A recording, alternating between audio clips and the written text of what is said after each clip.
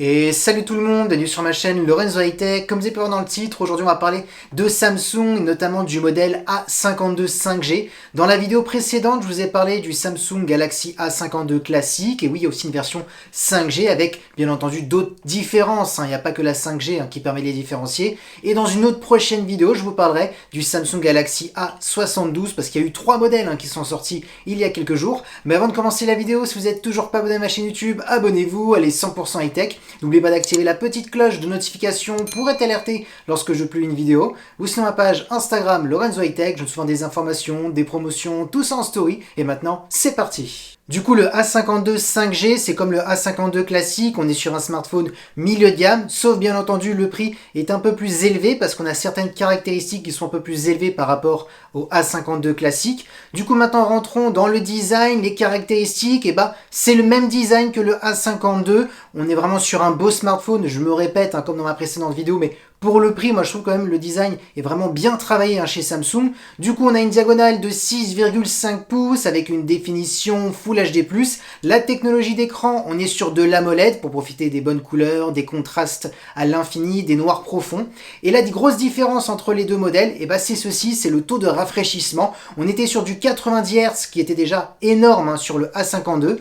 On augmente encore, on est sur du 120 Hz sur ce A52 5G. Donc ça va être intéressant pour le gaming, pour la fluidité lorsque vous faites des recherches sur internet, les pages web, quand vous changez d'application entre applications. Donc ça va être vraiment intéressant. Et concernant la sécurité, on a un capteur d'empreinte qui est sous l'écran et le capteur frontal, on est toujours sur du 32 millions de pixels. Concernant le dos du smartphone, on a le même design que le Samsung Galaxy A52. Ils n'ont rien changé. Pareil pour la qualité photo et vidéo. On a un capteur principal de 64 millions de pixels. On a un ultra grand angle pour faire des photos à plan large de 12 millions de pixels. On a un mode portrait de 5 millions de pixels pour des photos effets bokeh. On a un macro pour faire des photos d'objets ultra près, pareil de 5 millions de pixels. Et concernant la vidéo, on filme en 4K stabilisé. Donc c'était un bon point que j'avais noté, pareil dans ma précédente vidéo sur le A52. Donc pas de gros changements. On est sur un bon photophone et vidéophone, bien entendu, pour son prix. Concernant les performances, c'est là qu'il y a un petit changement par rapport au A52.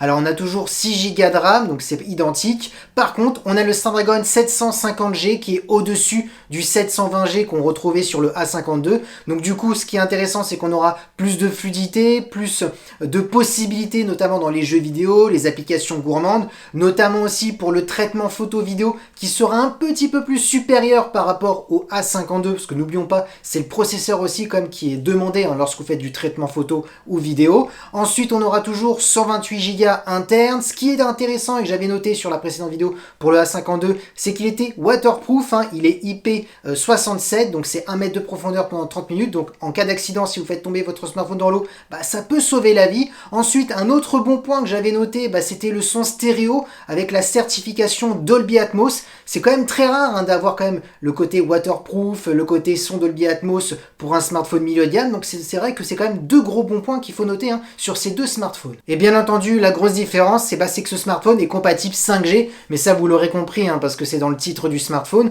Donc on est sur du 4G pour la version A52, le A52 5G, il est 5G. Ensuite, la batterie, on est toujours sur la même batterie de 4500 mAh avec de la recharge rapide 25 watts. Ensuite, concernant la connectivité, on a toujours de la Wi-Fi 5, dommage, pas de Wi-Fi 6, mais bon, pour son prix, on va pas trop en demander. Du Bluetooth 5, une prise jack pour les amoureux des casques filaires et du type C pour le recharger. Et maintenant le prix, on est un petit peu plus supérieur par rapport aux 379 € du A52.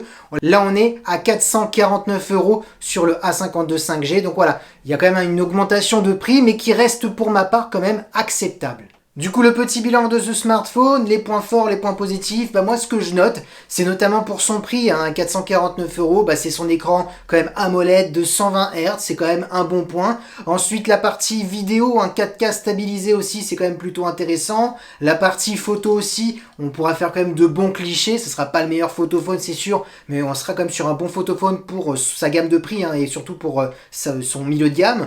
Ensuite, bien entendu, son processeur qui permettra quand même d'être polyvalent. bien. Alors certes, c'est pas le meilleur processeur milieu de gamme, mais on est en dessous du 765G, donc c'est quand même un bon point. Ensuite aussi, la batterie, on est sur du 4500 mAh avec de la recharge de 25 watts, c'est un bon point, parce que souvent au milieu de gamme, des fois, on oublie un petit peu, on laisse du 18 watts. Ensuite, bah aussi, c'est son côté waterproof, IP67, 1 mètre de profondeur jusqu'à 30 minutes. Le son stéréo avec la certification Dolby Atmos. Moi, je trouve quand même qu'il y a quand même plutôt des bons points. Maintenant, pour vous aider à choisir entre le A52 et le A52 5G, bah, tout simplement, si vous désirez la 5G, bah, déjà, je vous conseille directement la version 5G. Et pour les personnes qui sont vraiment méticuleux au niveau de l'écran, bah, le 120 Hz, ça peut être intéressant sur cette version 5G. Mais pareil, le 90 Hz sur le A52 classique, c'est très bien. Ensuite, côté photo, c'est pareil. Performance, on sera un peu plus au-dessus sur le A52 5G. Donc, c'est facile quand même à choisir hein, entre les deux. Si vous voulez vraiment le smartphone le plus performant pour son prix, bah, ça sera le A52 5G. Et aussi, on a un petit peu l'écran qui est un peu plus supérieur. Donc, c'est facile quand même hein, de les différencier. Et voilà, la vidéo est terminée. J'espère qu'elle vous a plu. Si c'est le cas, bah, n'oubliez pas le petit pouce like, de vous abonner sur cette chaîne YouTube et d'activer la petite cloche de notification pour être alerté lorsque je publie une vidéo. Ou sinon, ma page Instagram, Lorenzo High Tech. Je vous souvent des informations, des promotions, tout ça en story. Et maintenant, je vous dis à très bientôt.